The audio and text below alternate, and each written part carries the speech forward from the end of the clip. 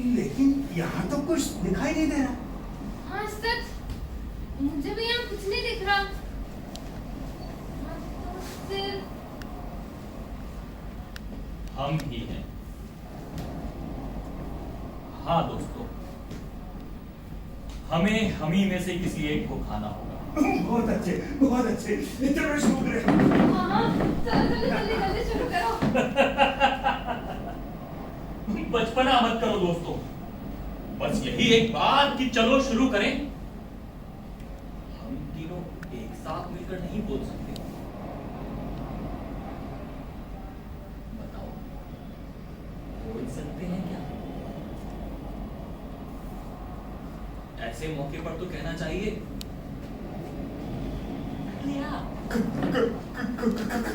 कौन? या फिर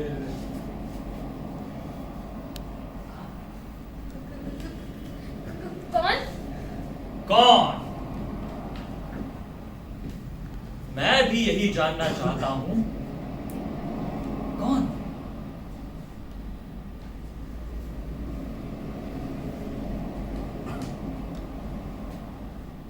तुम ही अपने कुलशील और खानदान की मर्यादा का कुछ तो सम्मान करो। वो बाज। बाज? कहाँ? हाँ, वो वहाँ बाज। ओह,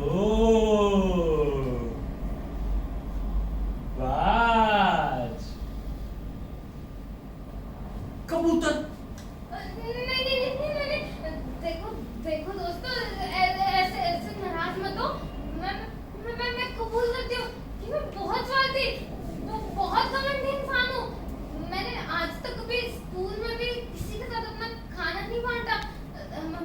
हमेशा एक कोने में अकेले बैठ के खाया। सच में हवा गंदी होती जा रही है। अब तो हमें पर्चियां निकालनी होंगी। ठीक है, एकदम ठीक। हाँ, ये बिल्कुल ठीक है, पूरी तरह मंजूर।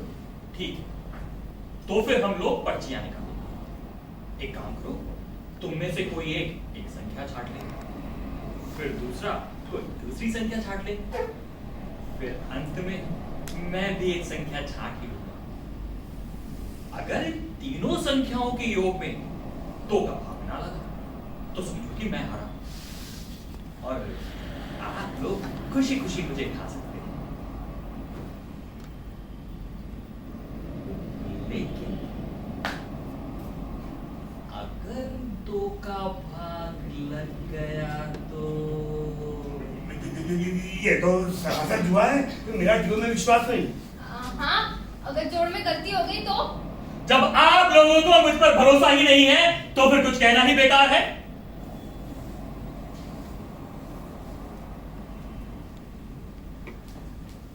मुझे लगता है हमें कोई दूसरा तरीका ढूंढना चाहिए, क्योंकि वो सभ्य लोग हैं। ये पर्ची निकालने वाला तरीका एकदम जंगली है। हाँ, ये पर्ची निकालने का तरीका बिल्कुल ही वाहियात है, एकदम नामंजूर। तो फिर खुला चुनाव? हाँ, विचार बुरा नहीं है। हम दोनों मिलकर महागठबंधन बना लेंगे। विचार करने में आसानी होगी। नहीं, संसदीय लोकतंत्र पुराना हो चुका है। और कोई चारा नहीं है।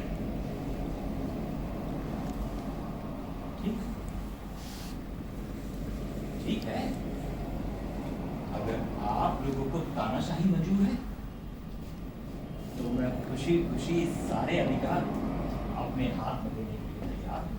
नहीं, तानाशाही का नाश हो। तो फिर खुला चुनाव? गुप्त मत। और ये महागठबंधन वगैरह कुछ नहीं, हर उम्मीदवार अपना चुनाव अलग अलग लड़ेगा। हाँ, मैं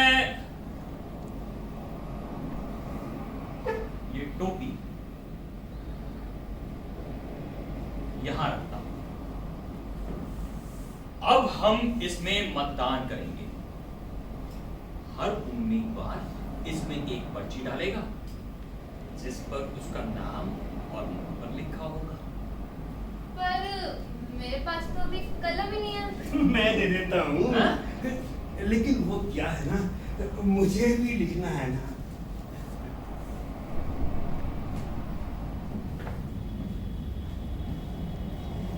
कलम।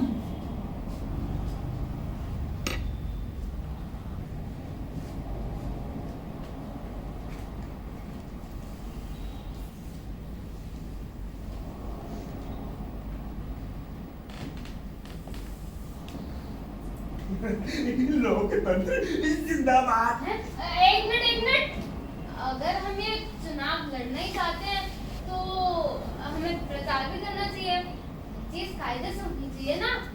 सारी सभ्य दुनिया में ऐसा ही होता है, चुनाव से पहले प्रचार ही किया जाता है। क्यों? ठीक है, अगर आप लोगों की ऐसी ही इच्छा है तो फिर हो जाए झटपट। Hello hello hello, mike testing 1 2 3।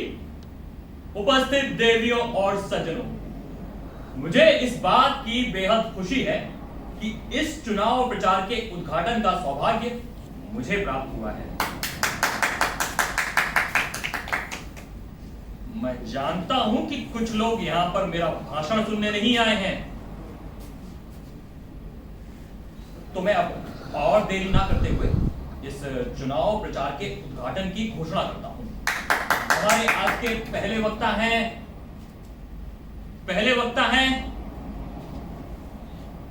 कौन है पहला वक्ता? पहले आप बोलेंगी। मैं हाँ, मैं बाद में बोलूंगी। मैं कोई अच्छी वक्ता नहीं हूँ, मेरे से ये सब कभी हुआ ही नहीं। अरे लेकिन ये सब करने का सुझाव तो आप ही का था। वही तो, ये चुनाव, ये राजनीति, ये प्रचार, ये सब तुम्हारा आइडिया ही तो था। अब तुम दबाकर क्यों भाग रही हो? अरे तुम्हें ही बोलना होगा। तुम्हें ही बोलना होगा। तुम्हें ही बोलना तुम्हें होगा। बोलना पड़ेगा। तुम्हें ही बोलना होगा। बोलो।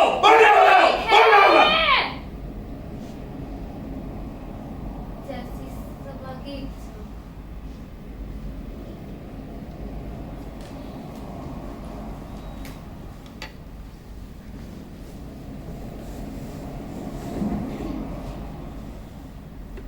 तो मैं भाई और बहनों, मस्काबाजी नहीं, हम भोली भाली गरीब जनता हैं। मोटे मोटे लफ्ज नहीं, जो सच है वही बोलो, बकवास बंद।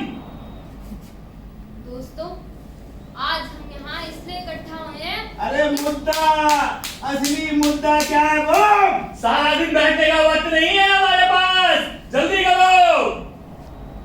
दोस्तों, आज हम यहाँ एक बहुत ही महत्वपूर्ण और गंभीर मुद्दे पर बात करने के लिए इकट्ठा हुए हैं।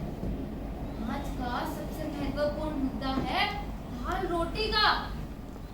आप ये मत समझिए मैं बस एक उम्मीदवार ही हूँ, मेरा भी घर परिवार है। कभी कभी मैं बाग में बैठी, हाँ मेरे भाई इधर उधर खेल रहे होते हैं, मेरी माँ स्वेटर बुन रही होती है, और सामने सूरज डूब रहा है। अच्छा, हाँ, ये चित्र, ये सुंदर चित्र अपनी आंखों के सामने लाइए। क्या ये आपके दिल को झकझोरता नहीं? ये भाषण है या बकवास है? बहुत हुआ मानवीय भावनाओं से खिलवाड़। अरे घर के झमेले भाषण के अंदर क्यों? अपने भाइयों को खिलाओ, खिलाओ, पिलाओ, बाद में घुमाओ, कुछ भी करो, लेकिन घर के बखेड़े भाषण में नहीं होने देंगे। दोस्त, बचपन में मैं बहुत बड़े-बड़े सपने देखा करती थी। मैं बड़े होकर ये बनूंगी, वो बनूंगी, ऐसे ऐसे होगा तो वैसे वैसे करूंगी, वगैरह वगैरह। लेकिन तब मेहनत की होती तो शायद ज्यादा अच्छा होता। लेकिन अभी भी देर नहीं हुई है। अभी भी अगर मैं जी लगाकर काम करूं तो मुझे यकीन है कि सब कुछ बदला जा सकता है। जब तक मेरी बाजू में दम है, मैं मन लगाकर काम करूंगी, कुछ हासिल करूंगी। एक दिन कुछ ना कुछ महान बनकर रहूंगी। जोर से बोलो, आवाज नहीं आ रही। मैं एक दिन कुछ ना कुछ महान बनकर रहूंगी। अरे दाल रोटी की बात करो, रोटी दो या उम्मीदवारी छोड़ दो। स्वार्थी, मतलबी, सिर्फ अपने स्वार्थ की बात सोचने वाले सब एक साथ 1 2 3 आज की मांग अनाज दो या फिर गद्दी, छोड़ दो आज की मांग अनाज दो या फिर गद्दी, छोड़ दो आज की मांग अनाज दो या फिर गद्दी, छोड़ दो।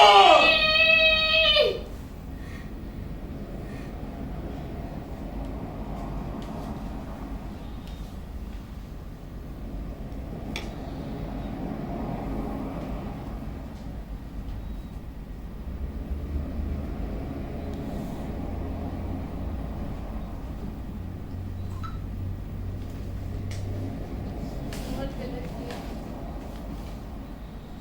बहुत गलत किया, बहुत गलत।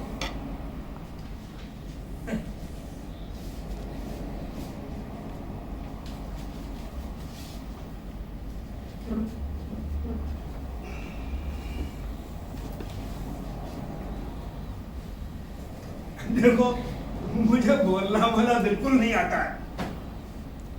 मैं अच्छा वक्ता भी नहीं हूं, पर अब आपने कहा है तो बोलूंगा जरूर। देखो, काम ही मेरा मुद्दा है और मैं काम पे विश्वास रखता हूं। लेकिन बात कला का मुझे बचपन से बड़ा शौक है और मुझे ना खाने का बिल्कुल शौक नहीं। मेरा मन ही नहीं करता खाने को। बस यूं समझ लो, मैं करीब करीब ना के बराबर खाता हूं। पिछले 2 साल तक तो 2-3 दिन में एक आध टुकड़ा मिल जाता था तो खा लिया करता था, लेकिन आजकल तो कुछ भी नहीं खाता। अब तो मेरा अनाज से कोई संबंध ही नहीं रहा। लेकिन ना, मुझे खाना पकाने में बड़ा आनंद आता है और मैं जब देखता हूँ मेरे हाथ का पका हुआ खाना लोग पेट भर खाते हैं, मेरे दिल को बड़ा सुकून मिलता है।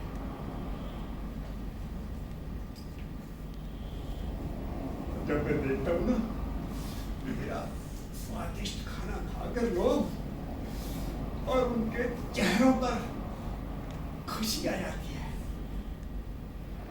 सच में मेरे को तृप्ति मिल जाती है।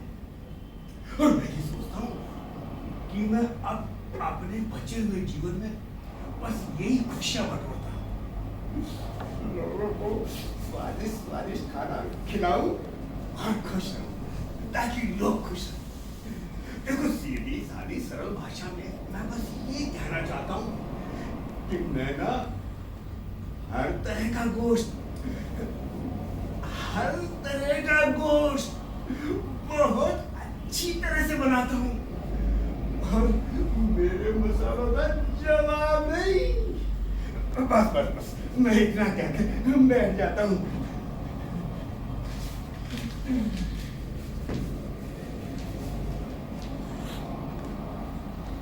बहुत अच्छे, बहुत अच्छे।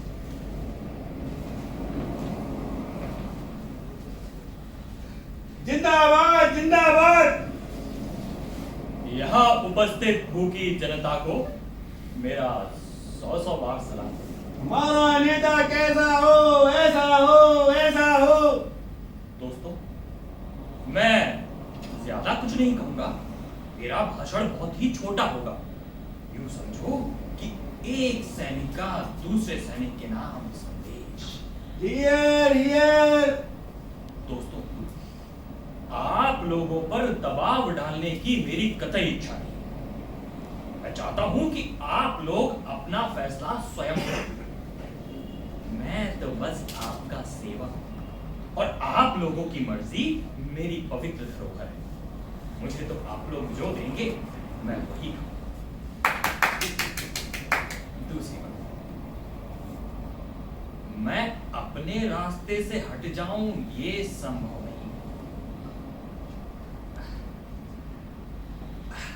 अगर आप लोगों ने मुझे खाने के लिए भेजा, देखिए मैं बहुत बीमार है, बहुत कमजोर हूं। मेरी 2 पसलियां चांदी की हैं, जिगर खराब है और ये दायां पांव बाएं पांव से थोड़ा सा छोटा है, लेकिन मुझे ये सब बताने में बिल्कुल भी हिचक नहीं है।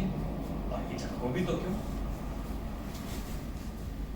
तीसरी बात, मुझे घुमा फिरा कर बातें करना पसंद नहीं। मैं जो बोलता हूं सीधा और सच्चा। अगर आप लोगों ने मुझे नहीं चुना तो मैं खाने के लिए टांगे दूंगा, भेजा दूंगा, लेकिन जुबान मैं खाऊंगा। कोई मुझे रोकने की हिम्मत ना करे, जबान मैं किसी को नहीं दूंगा। हमारा नेता कैसा हो, ऐसा हो, ऐसा हो। बस इन्हीं शब्दों के साथ मैं अपना भाषण समाप्त करता हूं। हमारा नेता कैसा हो, ऐसा हो, ऐसा हो। अब तो खुश। हाँ, भाषण आपका अच्छा रहा, लेकिन एक मुश्किल है। मुझे भेजा पसंद नहीं है, तकलीफ होती है। अगर आपको एतराज ना हो तो। वाह जनाब वाह, क्या कमाल का भाषण था। और आपके भाषण ने मुझे कई बार झकझोरा। और आपकी वो जुबान पसंदगी वाली बात है ना भाई, मैं तो उसके लिए आपके साथ ही हूँ। ठीक है, चुनाव प्रचार अब समाप्त हुआ, अब मतदान होगा। शुक्रिया, मैं आपके आभारी हूँ। इसलिए मैं आपकी कोई और सेवा कर सकता हूँ। आपकी सेवा करने में मुझे बहुत खुशी होगी।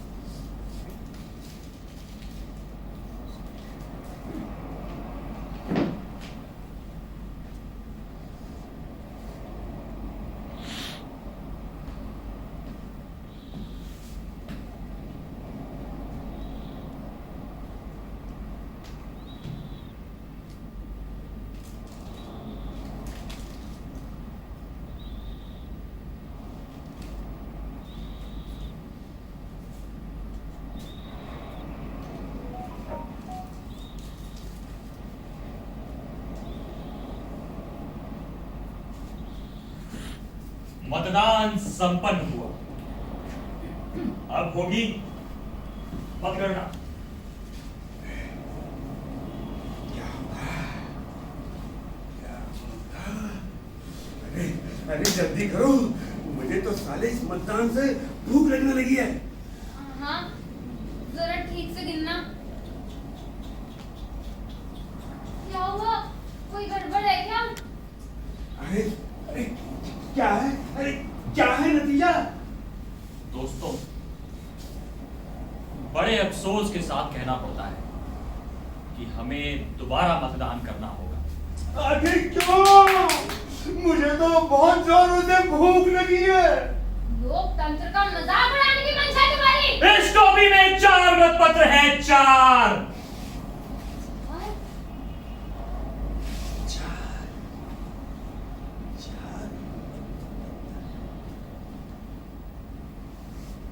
मैंने तो पहले ही बोला था, संसदीय लोकतंत्र पुराना हो चुका है।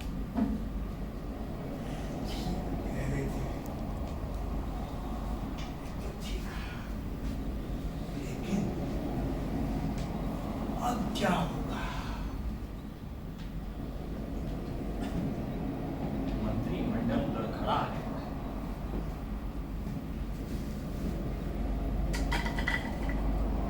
अब तो निर्विरोध चुनाव ही एकमात्र रास्ता है, और उसके लिए उम्मीदवार का चुनाव वो कौन चुनेगा?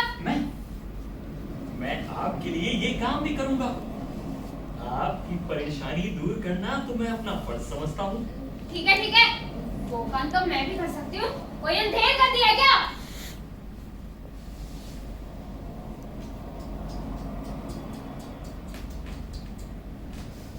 लोकतंत्र टके के भाव चला गया, तानाशाही मंजूर नहीं। सर क्या करें? मुझे लगता है हमें बीच का सुनहरा रास्ता निकालना चाहिए। ऐसे मौके पर एक ही आदमी काम आता है, जिसके अपने रोम रोम में उत्साह, बलिदान की भावना और दूसरे के धर्म के लिए सहानुभूति हो।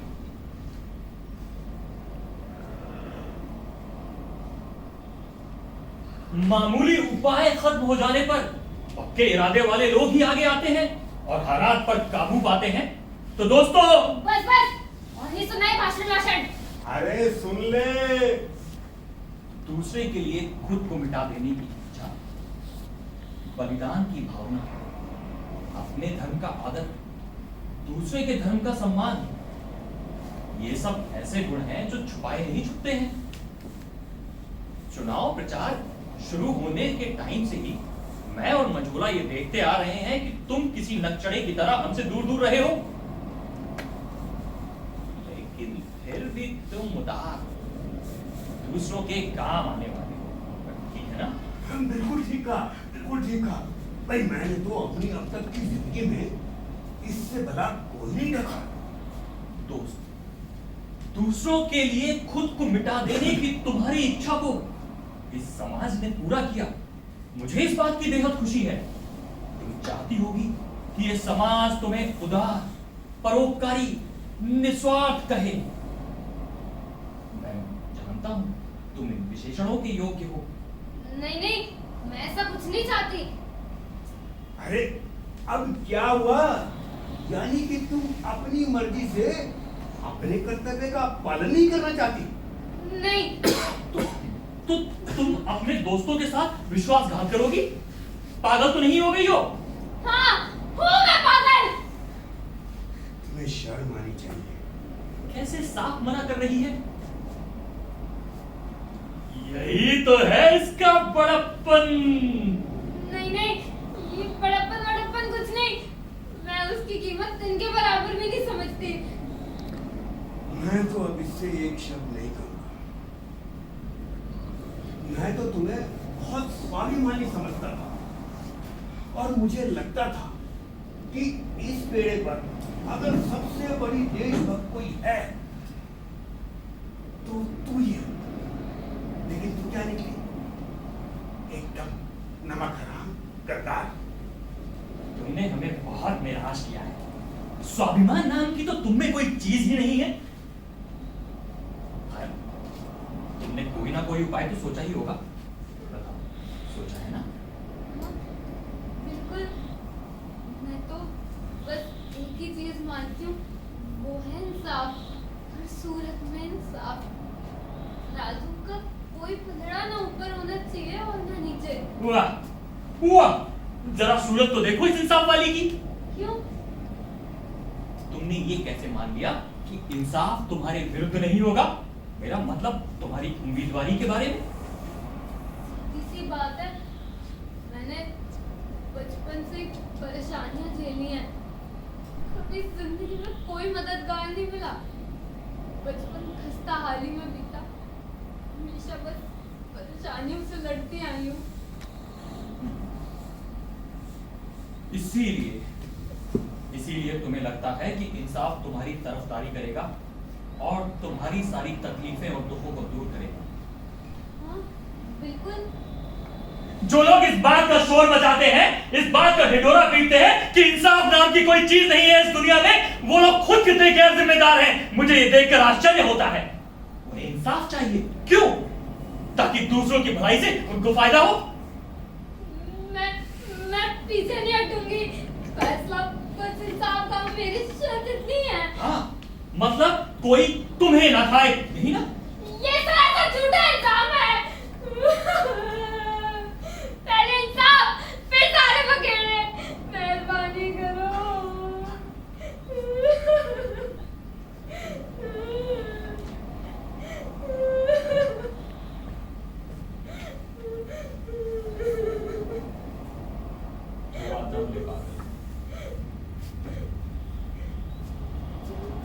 जानता हूं कि मामला पेचीदा है, लेकिन कुछ फैसला तो करना ही है ना। मैं तो इससे एक शब्द नहीं कहूंगा।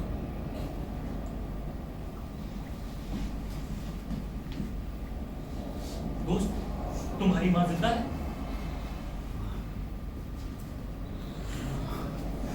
आपकी माँ जिंदा है? नहीं, मैं तो पैदा होते ही अनाथ हो गया था। मैं भी अनाथ हूं। माँ कसम, मेरी भी माँ मर गई थी।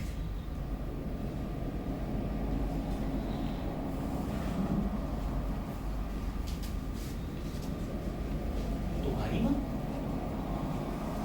हाँ, मेरी माँ है, लेकिन वो ये सोचकर रो रही होंगी मैं मर गई। मुझे याद है एक बार वो बहुत बीमार थी, हमारे पास उनकी दवाई तक खरीदने के पैसे नहीं थे। मैंने पूरी रात जागकर पेंटिंग बनाई कि वो बेचकर उनकी दवाई खरीद सके।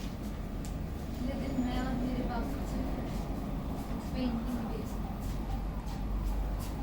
पेंटिंग ले लो, पेंटिंग ले लो। ए बाबू, ले लो ना पेंटिंग, ले लो ना।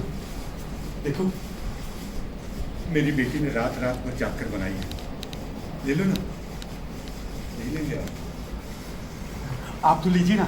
देखो हनुमान जी की कितनी अच्छी पेंटिंग है, लीजिए ना। आप भी नहीं लेंगे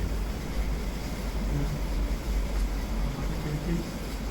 कोई नहीं लेगा, आप तो लीजिए ना। देखिए, मेरी बेटी ने रात भर जागकर पेंटिंग बनाई है, वो इसको बेचकर अपनी माँ की बीमारी की दवाई खरीदेगी। आप भी नहीं लेंगे? कोई तो पेंटिंग ले लो ताकि तो कैसे पेंटिंग नहीं लेंगे? वो आप उनको वो गाना सुनाइए ना, कौन सा गाना? जी पेंटिंग वाला। ले लो ले लो ले लो ले लो पेंटिंग ले लो। दे दो दे दो दे दो उनको पैसा दे दो। ले लो ले लो ले लो ले लो पेंटिंग ले लो। दे दो दे दो दे दो उनको पैसा दे दो। ये तो पेंटिंग है अनमोल, बोलो दोगे क्या तुम मोल? बैठे यूं हो चुपचाप बोलो, कुछ तो मुंह को खोलो। ये पेंटिंग है अनमोल, बोलो दोगे क्या तुम मोल? बैठे क्यों हो चुपचाप बोलो, तो मुंह को खोल। इतनी सारी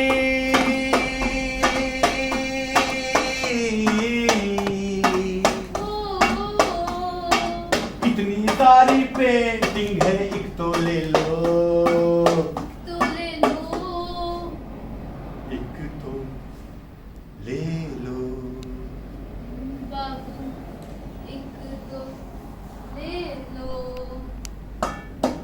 ले लो ले लो ले लो ले लो पेंटिंग ले लो। ले लो ना, दे दो दे दो दे दो हमको पैसा दे दो। दे दो ना, ले लो ले लो पेंटिंग ले लो, दे दो दे दो। हमको पैसा दे दो।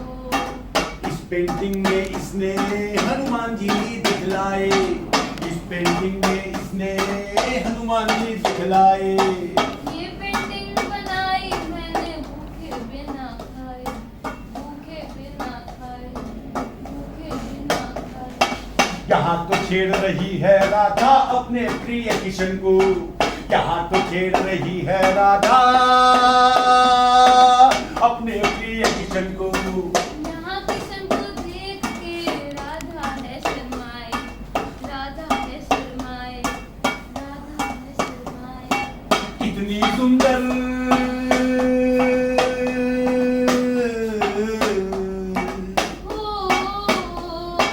इतनी सुंदर पेंटिंग है, इसको ले लो, इसको ले लो, इसको ले लो।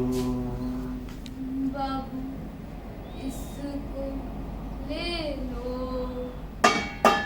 ले ले लो ले लो ले लो ले लो पेंटिंग ले लो ले लो ना, दे दो दे दो दे दो हमको पैसा दे दो दे दो ना, ले लो पेंटिंग ले लो, दे दो हमको पैसा दे दो।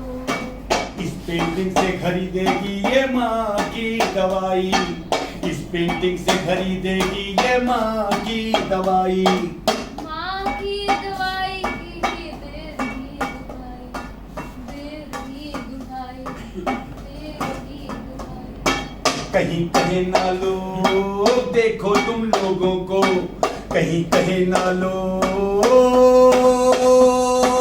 देखो तुम लोगों को इतना सुनकर भी बेदर्दों को दया न आए, को दया न आए, को दया न आए। दिल में है अगर कुछ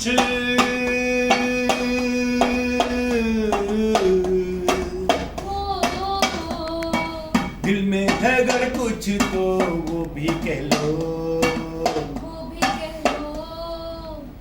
पेंटिंग ले लो बाबू पेंटिंग ले लो, ले लो ले लो ले लो ले लो पेंटिंग ले लो ले लो ना, दे दो दे दो दे दो हमको पैसा दे दो दे दो ना। ले लो ले लो हाँ, ये पेंटिंग मुझे नहीं चाहिए, मेरे घर पे बहुत सारी है। नहीं, आपने पैसा दिया। नहीं अरे तुम समझो दिमाग की बात है। ये इतनी सुंदर पेंटिंग है, ले लो। मेरे घर पे बहुत है, मुझे नहीं चाहिए। नहीं आपने पैसे दिए। नहीं मुझे नहीं चाहिए आप लोग। भीख नहीं चाहिए मुझे।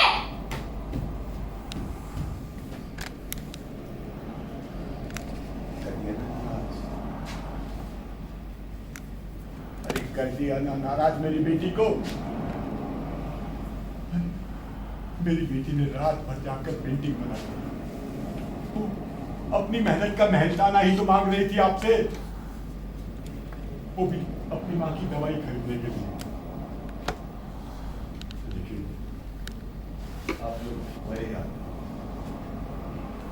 एक गरीब मजदूर को उसका मेहनताना नहीं दे सकते लेकिन उसे भीख देना था भीख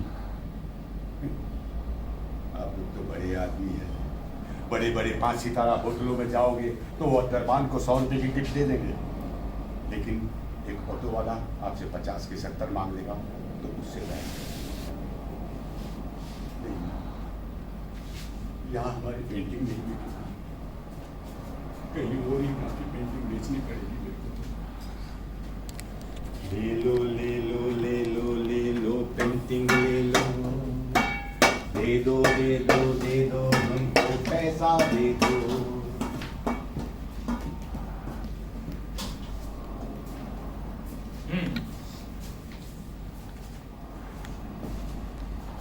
तो तुम्हारी माँ जिंदा है इंसाफ की दृष्टि से देखें तो फैसला एकदम साफ है इस अनाथ बच्चे के साथ किसी तरह की भलाई बुराई करने को आपका दिल गवाही तो ना देता होगा राक्षस भी अनाथों पर दया करते हैं तो अगर हम 2 अनाथ बच्चों के साथ कुछ भला बुरा हुआ या उन्हें पोटी बोटी करके खाया गया तो ये इंसाफ की देवी के मुंह पर तमाचे मारने जैसा होगा हम अनाथ हैं हमारे लिए यही मुसीबत क्या कम है उस पर ये बोटी बोटी करके खाए जाने की मुसीबत क्यों नहीं फैसला दिन की रोशनी की तरह एकदम साफ है आपकी एक माँ है और आपने अपनी सारी जिंदगी ऐशो आराम में बिताई है इस दुनिया का आपके ऊपर बहुत बड़ा एहसान है तो फिर तो अनाथ बच्चों की मदद करके आप उस एहसान का बदला क्यों नहीं चुकाती अभी अभी तो आपने कहा कि आपकी मां ये सोचकर दुख में डूब गई होगी कि आप इस दुनिया से चल बसी अब आप क्यों मुकर रही हैं फिर तो कुछ समझ ही नहीं आ रहा हाँ हो सकता है कि मेरी माँ भी मर गई हो हाँ जब मैं पिछले थी वो बहुत कमजोर थी और उसके बाद मैं काफी सालों से घर ही नहीं गई। अरे अब आप बच्चों जैसी बातें कर रही हैं। इस बात का सबूत? बिल्कुल ठीक कहा। क्या सबूत है तुम्हारे पास इस बात का? देखिए मैं बस इतना ही कहना चाहती हूँ कि जब मैं पिछली बार गई थी तो वो बहुत ज्यादा बीमार थी और आजकल की बीमारियों का तो आपको पता ही है। वाह वाह, क्या ख्याल है, लेकिन एकदम हवाई। दोस्त, मैं देख रहा हूं तुम्हारी माँ जिंदा है और हड्डी कट्टी है। भगवान करे कि वो 100 साल जिए। लेकिन हमारी माँ, ये बच्चे नहीं जानते वो माँ का प्यार, घर बार की छाया, भरपूर दाना पानी,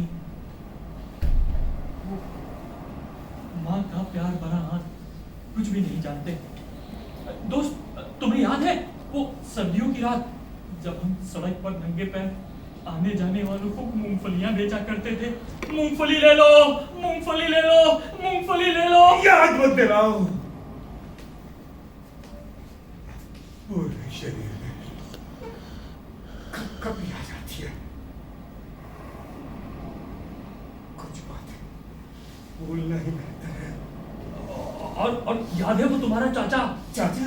या मामा, वो रात को आया था और बची हुई आखिरी रोटी अपने कुत्ते को डालने के लिए ले गया था।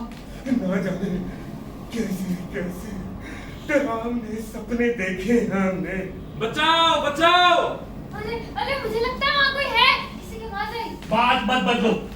लेकिन साली गलती हुई, मानवीय भावनाओं का तुमसे क्या लेना देना? तुम सबके सब एक जैसे हो, स्वार्थी माओ के स्वार्थी बच्चे। बचपन में ये खिलौनों से खेलती होगी। हाँ, गुड़िया, गुब्बारे। बचाओ बचाओ। अरे मैं झूठ नहीं बोल रही, वहाँ सच में कोई है। हाँ, शायद कोई तैरता हुआ इधर ही आ रहा है। हाँ हाँ हाँ, जरूर है। अरे कोई आ रहा है। अरे उसके हाथ में कुछ खाने के लिए वर्दी पहने है। अरे इधर ही आ रहा है। हाँ, हो सकता है। इससे मुझे याद है एक बार एक किसान बकरी लेकर वापस जा रहा था, बकरी समेत वो नदी में गिर गया, लेकिन एक हाथ से बकरी पकड़कर दूसरे हाथ से तैर तो रहा। क्या गंदा दुनिया में दौलत थी तो उसकी वही थी। जल्दी करो, जल्दी करो। वो दोबारा दोबारा फेंको, दोबारा फेंको। हाँ, पकड़ लिया उसने, पकड़ लिया।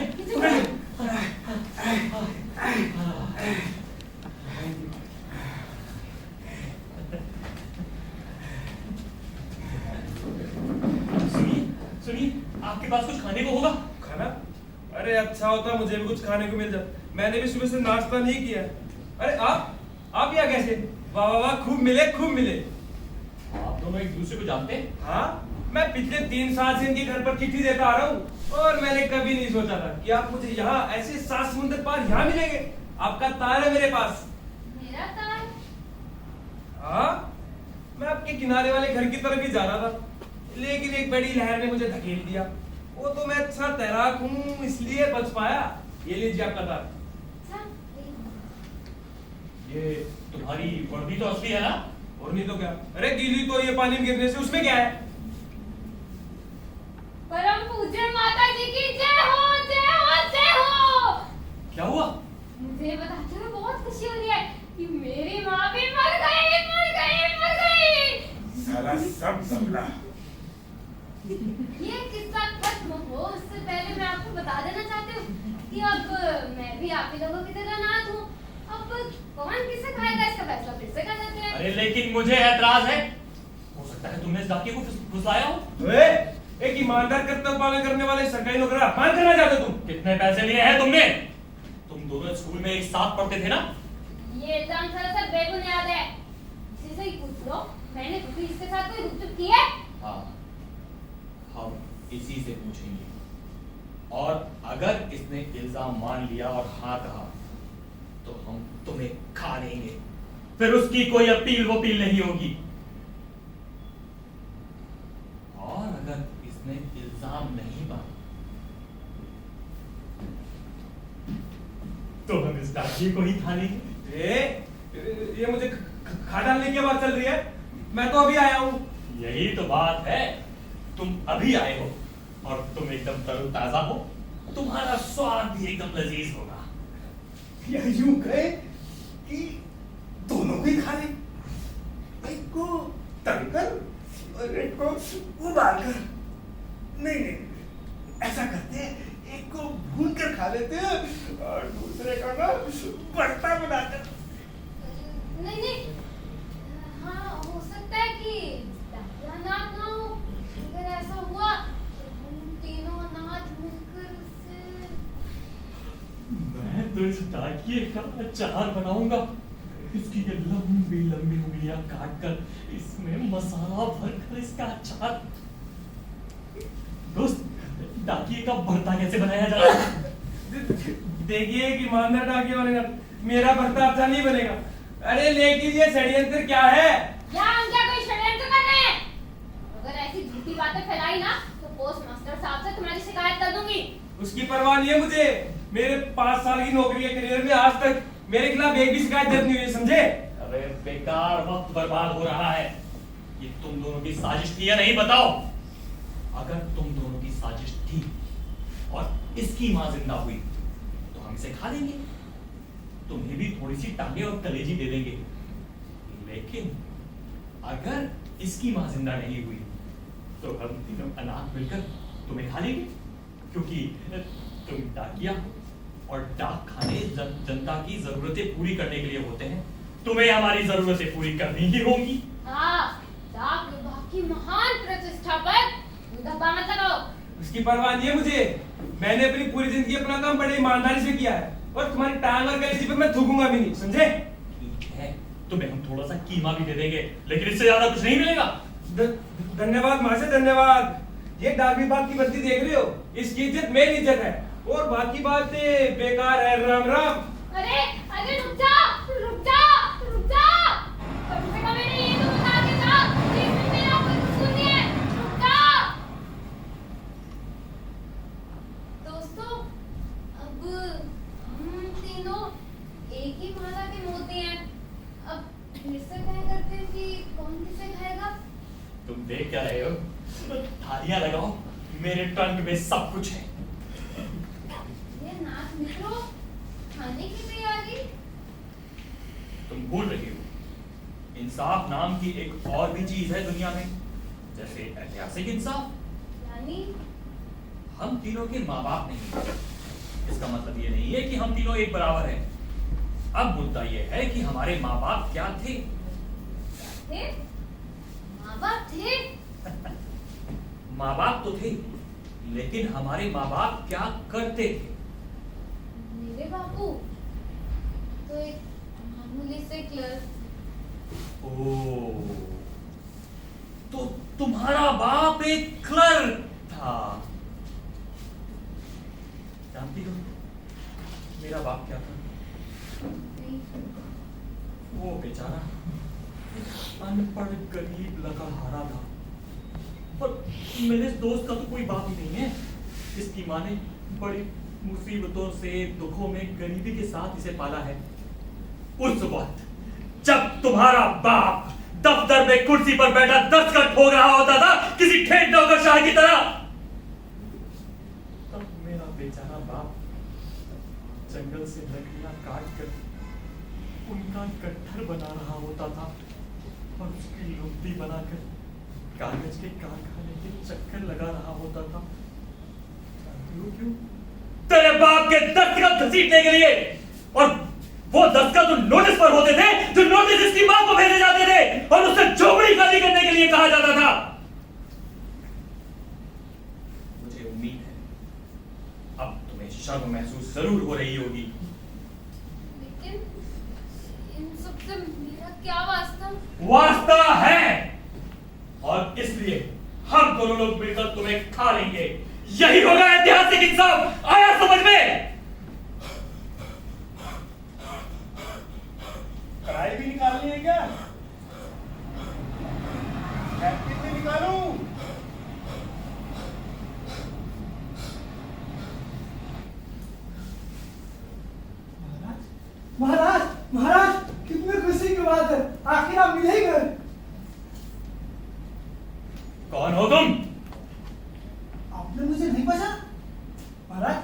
आपको याद नहीं, मैंने आपको घोड़े की सवारी कराई थी, तो अब आप छोटे जागीरदार थे। दफा हो जाओ। महाराज, उम्र से बाद जी भर के देख रहा हूँ महाराज। महाराज, हवेली में आपको न होने के कारण हवेली में सब लोग आपके बारे में परेशान हैं। जब हमें खबर मिली कि आपकी जहाज डूब गए, हवेली में हम सब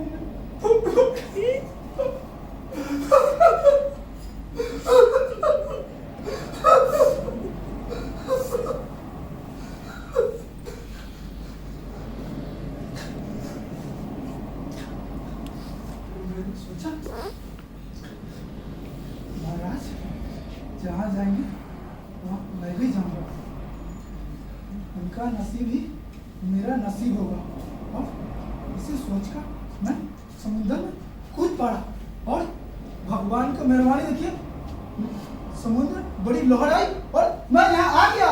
महाराज, भगवान ने आखिर आपसे मुझे मिलकर कह ही दिया। मुंह काला करो, डूब मरो जाकर। बड़ा दिल से आपकी वाह, क्या किस्मत है।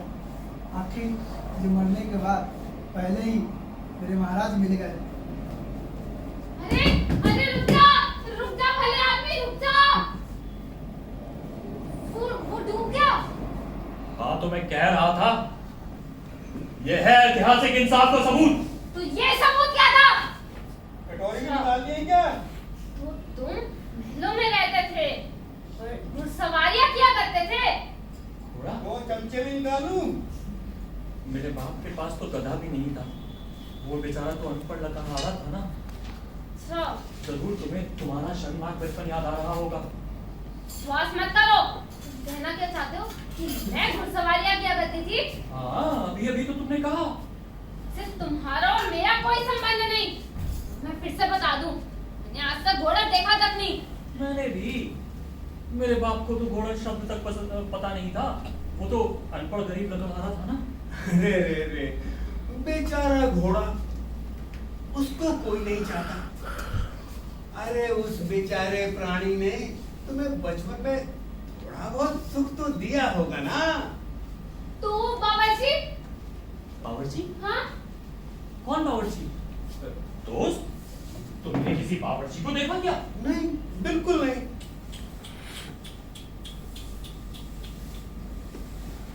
अब मैं और क्या कहूँ? तुम्हें नजारे दिखने लगे हैं। अरे पागल हो गई है तू। तुम्हारा खुद का कोई बस ही नहीं रहा। तुम्हें नहीं पता कि तुम क्या देख रही हो, क्या बोल रही हो। तुम्हें ये भी नहीं पता कि तुम्हारा भला किसमें है। इसलिए तुम हमारी बात मानो। हमें मालूम है कि तुम्हारा भला किसमें है, और तुम्हारा भला इसी में है कि हम तुम्हें खा डालें। और उसका सबसे आसान तरीका है कि तुम्हें मरना होगा। जल्दी से थालियां लगाओ।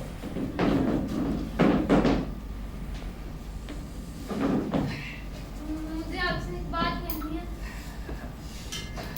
देखिए, मेरी एक बात सुनिए। सब कुछ टीम टाम से होना चाहिए। हम लोग सभ्य लोग हैं। मैं एक बात बोलना चाहती हूँ। देखिए, मैं ये बात कहना नहीं चाहती थी, लेकिन मुझे जहरबाद है। अरे मैं सच कह रही हूँ, मुझे जहरबाद है।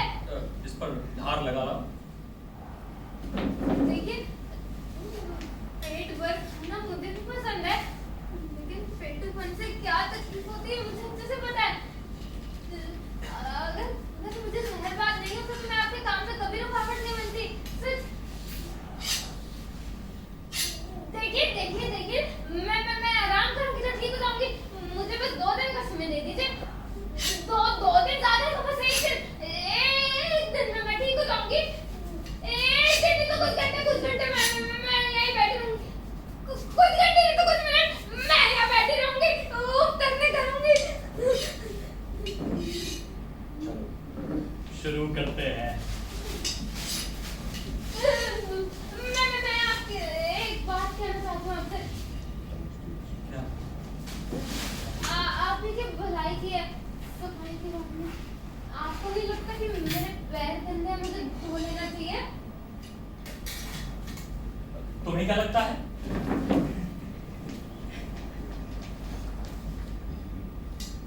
पैर मैले तो है, धोने नहीं बनाए।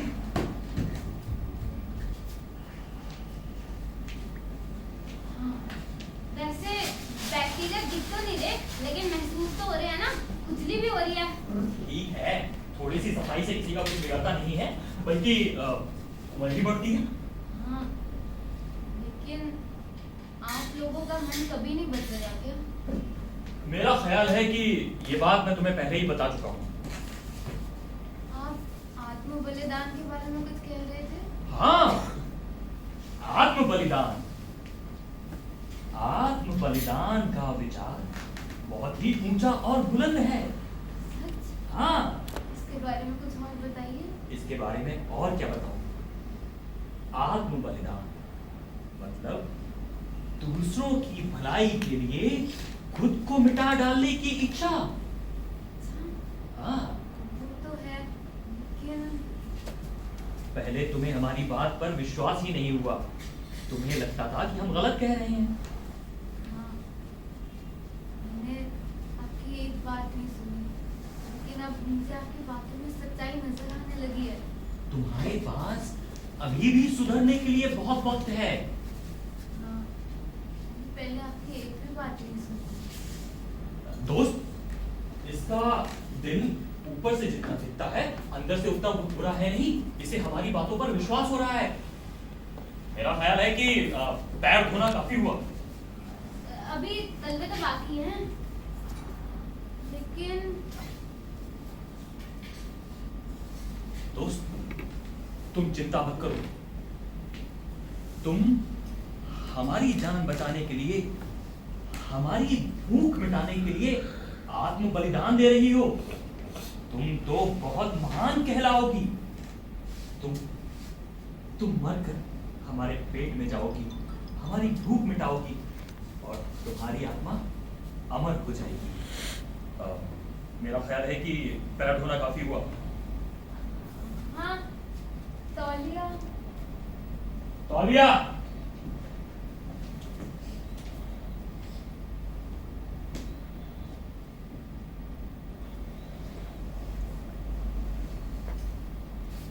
मैं क्या कह रही थी?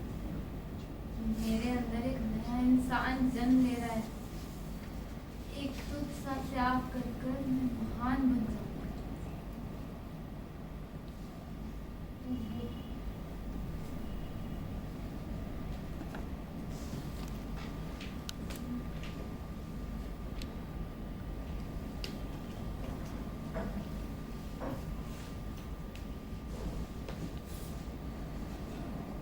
मैं दो शब्द कहना चाहती हूँ। ज्यादा लंबा भाषण तो नहीं है। नहीं नहीं, सिर्फ दो शब्द। ठीक है। आज मुझे पता लगा कि सच्ची स्वतंत्रता क्या होती है।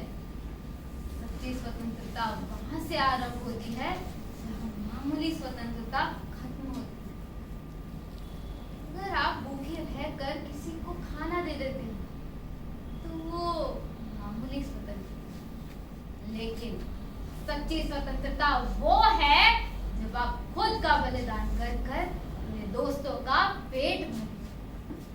तो इसीलिए मैंने फैसला किया है।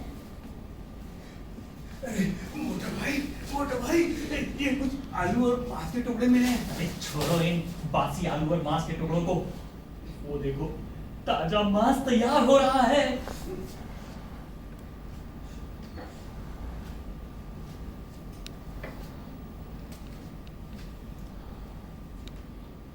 इसीलिए मैंने फैसला किया है। इसीलिए मैंने फैसला किया है। इसीलिए मैंने फैसला किया है कि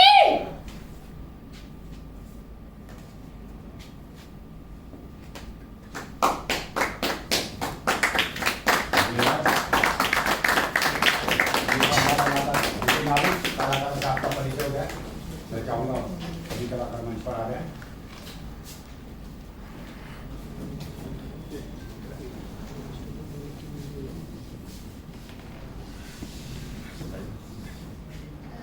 सचदेवा। अभिषेक दुबे, मोटा कहानी। नसीम खान, बावर्ची भूमि।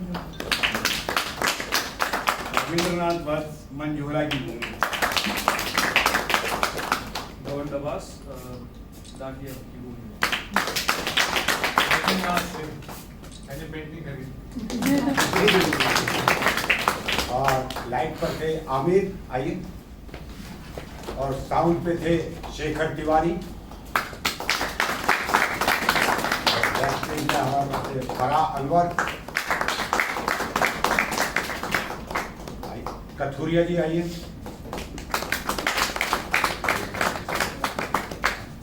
मयंक सूरी।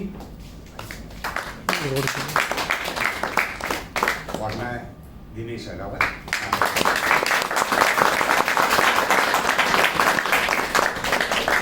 धन्यवाद। अक्सर सीरियस नाटक के लिए लोग कम ही होते हैं, फिर भी आप लोग आ गए, बहुत बहुत शुक्रिया। और इसलिए अगला नाटक 31 दिसंबर को हमारा होने जा रहा है यहीं पर, गद्दी की बारात हास्य नाटक होगा। मैं चाहूँगा उसके लिए भी अवश्य समय निकालें। बहुत बहुत धन्यवाद, बहुत बहुत शुक्रिया।